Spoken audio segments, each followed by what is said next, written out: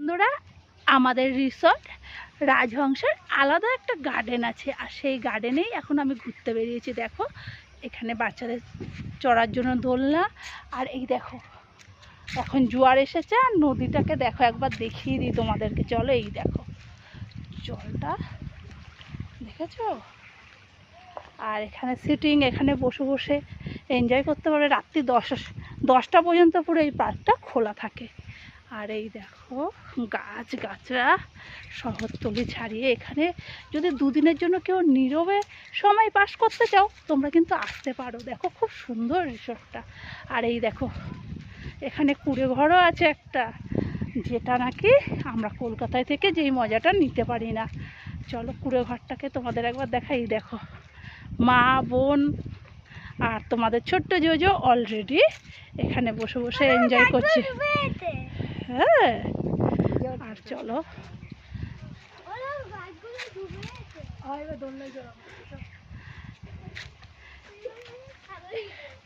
এদিকে ভালো তো। চলো তোমাদের গার্ডেনের একদম এন্ডিংটাও দেখায়। আর যদি মনে করো কেউ যদি মনে করো এখানে বসে এনজয় করবে, সেটাও কিন্তু করতে পারো। হ্যাঁ, তবে এখানে একটা দেখলাম রুলস আছে, এখানে কিন্তু কোনো রকম মদ্যপান চলবে না গার্ডেনের মধ্যে।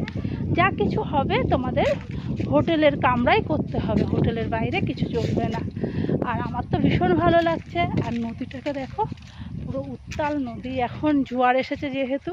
আর তোমাদের ছোট্ট জোজো গিয়ে দোলনায় বসে পড়েছে। ওদের বাচ্চাদের কি আছে, আমি তোমাদের সঙ্গে সব কিছুই শেয়ার করব। আমার ভীষণ ভালো লেগেছে। অনেক দিন পরে সাধারণত পাহাড়, গ্রাম এগুলো তো আমি ঘুরতেই যেতে পারি, বাট এরকম এরিয়ায় ঘুরতে আসা, ভাই এত সুন্দর সারপ্রাইজ দেবে আমি কিন্তু ভাবতে পারিনি ওর সারপ্রাইজটা এরকম হবে। ও বলেছিল একটা অন্যরকম ট্যুর হবে, সত্যি একটা অন্যরকম। আর গার্ডেন এরিয়াটা কত বড় দেখেছো, আমি হেঁটেই যাচ্ছি, শেষ হচ্ছে না।